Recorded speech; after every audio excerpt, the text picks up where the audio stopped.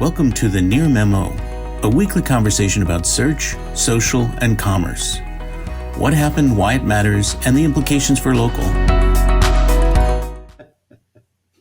So, all right. On to segment 2. Yes, all right. So David, you wanted to talk about the Buzzsumo report, which I thought was very interesting, if self-promotional, but go ahead. So I had sort of the opposite take, actually. I didn't find it particularly interesting. It was interesting to me. It seemed to me to be fairly obvious. Oh, wait, no. You know what? I'm confusing it with something else. I'm confusing the report with something else. I was thinking about the one, I think it was the Capterra report that was talking about all the wasted SaaS spending that's going on. That was what I was thinking of. So back to you. All right. So the Buzzsumo report was actually not particularly interesting to me.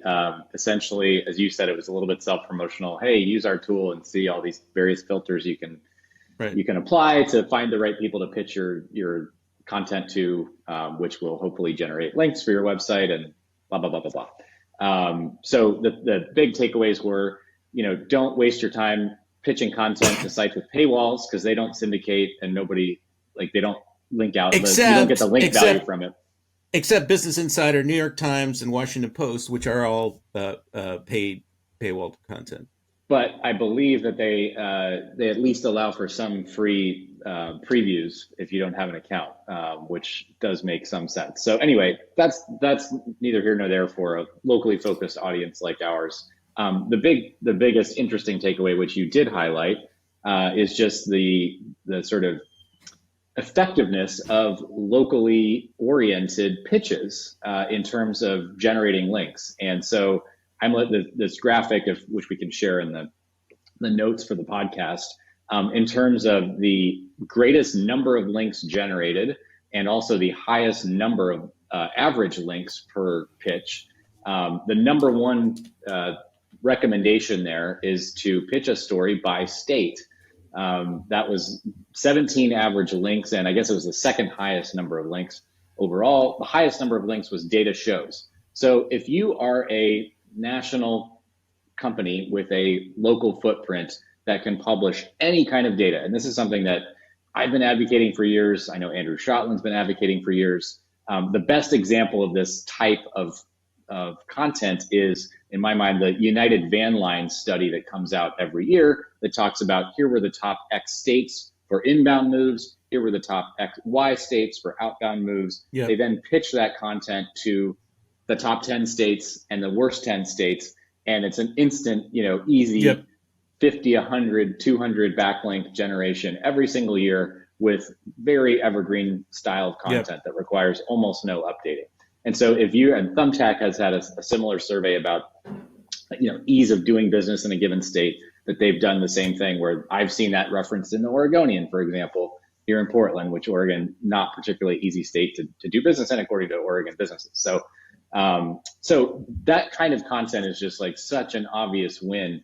And yet I personally don't see that many sort of locally oriented companies doing that kind of publication. And this, I guess you don't even need to necessarily be sort of a locally oriented company. You just need to find a really good data set that does sort of allow for filtering by state and city as well. Was one of the biggest. It was like the number 6 most successful campaign pitch. So that kind of like locally focused content is more likely to resonate with the people on the receiving end of the pitch and more likely to generate links to your website, which are, for those who aren't aware, who aren't full-time SEOs, links to your website still an incredibly valuable part of the overall ranking algorithm in Google. What about traffic to your website? Did they address that? Like which of these tactics generated the most? I think that they're only looking at they're looking at the publishers from the articles. Yeah, they're looking at the publishers.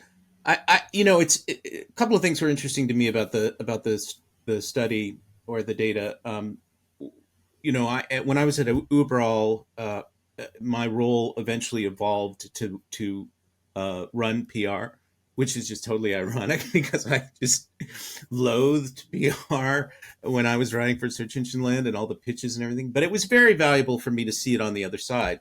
And one of the things that I think a lot of PR people do is that they have a hierarchy of publication, tier 1, tier 2, tier 3, the sort of prestige publications that everybody reads, and then, and their vertical publications, so on and so forth. But what they don't do, and that article suggested, is that they don't do careful segmentation. They don't really have a very strategic view of who to pitch beyond kind of crude, these guys, do a better job over here, and we'll get more exposure over here. It's pretty broad brush. And so I thought that was really interesting in the report. And I totally agree that these stories that you're recommending are not that common, and they're easy to do, and you can do them year after year. It can just be a centerpiece of your seasonal content promotion or whatever. And it is a kind of a no brainer. But a lot of content, I don't know. Maybe now we'll just see 10 billion AI generated listicles coming out. Well, that's year. right. I mean, this is the kind of thing you could potentially upload a spreadsheet to ChatGPT and say, pull out the most interesting local trends from this data. And that becomes the basis of a piece. I think it's a potentially really useful application and totally ethical application of ChatGPT. So, yeah, for sure. All right. Have we exhausted that topic? As far as I'm concerned. For now. Thanks for joining David, Mike, and Greg. To stay on top of the latest developments in local, subscribe to our newsletter at nearmedia.co. We'll see you next week.